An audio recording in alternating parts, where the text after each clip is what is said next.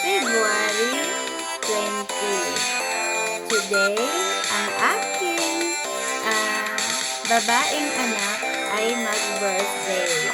Si Nakmari. Nakmari, happy birthday, Nak. Alam mo ba, Nak, akala ko hindi ako makagawa ng birthday greeting sa'yo today dahil may problema ako sa aking mata. Kung makita mo, ano siya, dahil naanuhan siya ng gasolina na napasukan. Pero, kahit masakit siya, dahil birthday mo, sinikat ko na gagawa ng birthday greetings na talagang ma-reflect ko sa birthday mo, sa araw ng birthday mo. Happy birthday na. Ang wish ko sa'yo is sana laging okay ka. Dobleng ingat sa sarili mo, Nak. Ayaw ko magaya ka sa akin na hindi nag-iingat naman pero hindi safety ang ginagawa ko ata. Kaya ganun. Pero talaga kung mangyari talaga ang disgrasya is disgrasya. Pero kailangan talaga is sobrang ingat ko. Kaya wishing you all the best in your birthday. Hindi lang sa birthday mo, araw-araw ako ay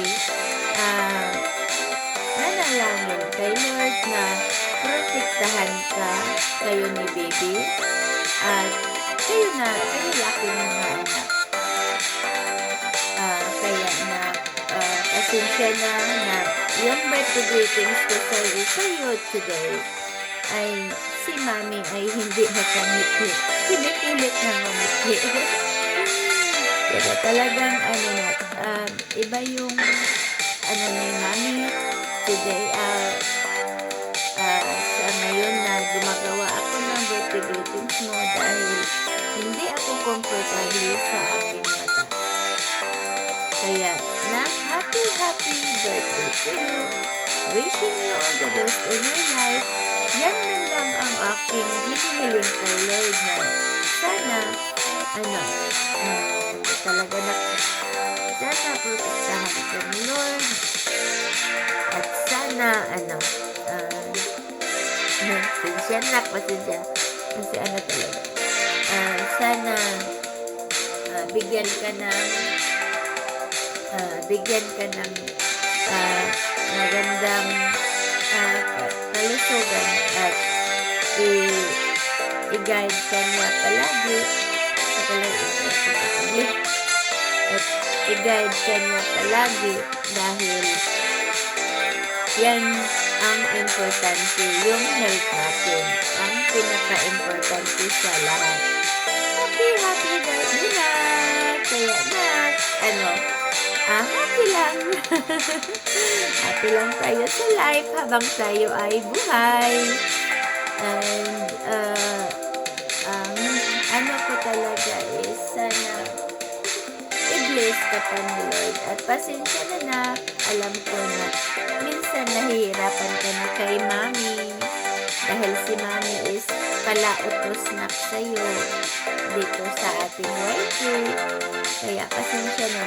Kaya minsan naisip ko na siguro hindi kita pahihirapan na. Kasi alam ko hindi basta-basta yung pinapagawa ko sa'yo. Kaya siguro na naman yun para hindi nasasakit yung ulo mo natin. Alam ko sasakit yung ulo mo sa akin. Kaya pasensya na. Kasi minsan hindi ko naisip yung gusto ko lang ang iniisip ko. Kaya pasensya na. And wishing you all the best in your life. And sana uh, more birthdays to come, and also happiness to come, and a good life for you and Bibi. Laban lang sa buhay bilang nanay. Ako ay